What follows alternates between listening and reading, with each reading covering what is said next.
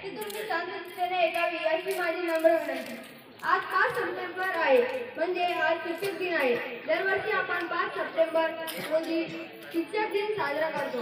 या दिवशी महान व आदर्श शिक्षक व डॉक्टर सर्वपल्ली राधाकृष्णन यांचा जन्मदिन असतो. डॉक्टर सर्वपल्ली राधाकृष्णन हे आपल्या भारताचे पहिले उपराष्ट्रपती व दुसरे राष्ट्रपती होते.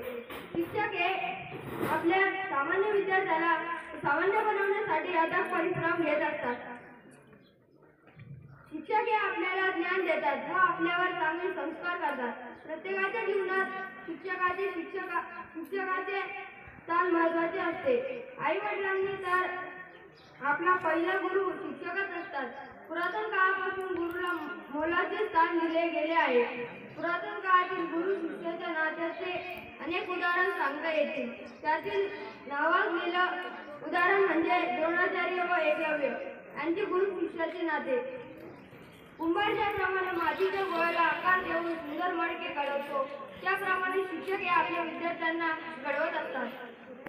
शिक्षक आपल्या विद्यार्थ्यांचे कलागुण ओळखून त्यांच्यातील कलागुणांना वाव देत असतात.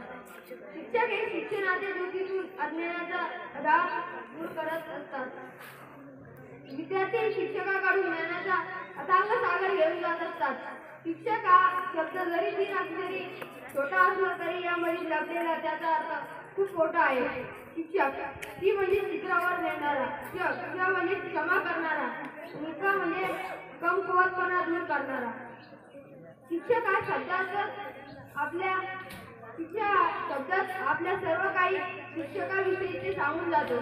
मित्रांनो, एका विद्यार्थ्याला आणि एका शिक्षक हे संपूर्ण जग बदलून टाकतात. आपल्या भारतामध्ये गुरु शिष्य ही परंपरा पुरातन काळापासूनच चालत आलेली आहे.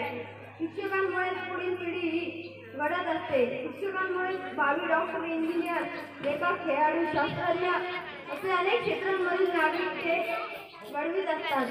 प्रत्येक शिक्षक हा आपला विद्यार्थी अजून चांगली प्रगती कशी करेल याकडे आपले लक्ष केंद्रित करत असतात. ते जीवन जगण्याचे ज्ञान देखील विद्यार्थ्यांना देत असतात. आजच्या या धावपळीच्या जीवनामध्ये व स्पर्धात्मक युगामध्ये आपला विद्यार्थी कसा टिकेल यासाठी झटत असतात. कोणत्याही शिक्षकाला वाटते की आपल्या विद्यार्थ्याने आपण दिलेल्या ज्ञानाची शिदोरी घेऊन एखादे उच्च पद त्याने ग्रहण करावे.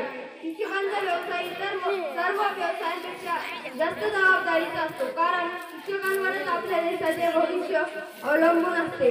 आपल्या विद्यार्थ्याला शिक्षा देण्यामागे त्यांचा एकमेव हेतू हाच असतो की ती चूक त्या विद्यार्थ्यांनी पुन्हा करू नये व त्या चुकीतून त्याने एक नवा धडा शिकावा. आपल्या विद्यार्थ्यांचेही काही कर्तव्य असते की आपण आपल्या शिक्षकाची मान खाली न जाऊ देता त्यांनी दिलेले ज्ञान संपादन करून त्याची योग्य अंमलबजावणी करणे. अशा या आजच्या दिवशी आपण आपल्या या गुरूंचा सन्मान करत असतो. मी माझ्या शिक्षकांना असे सांगू इच्छितो की तुम्ही दिलेल्या ज्ञानाची शिदोरी घेऊन मी नक्कीच एखादे शिखर गाठण्याचा प्रयत्न करेन व आपल्या देशाचे व महाराष्ट्राचे नाव नक्कीच उज्ज्वल करेन. शेवटी सर्व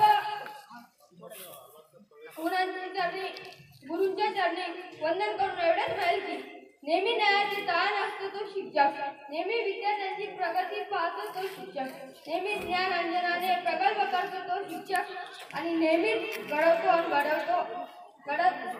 आणि घडवतो तो शिक्षक. जय जय महाराष्ट्र. धन्यवाद.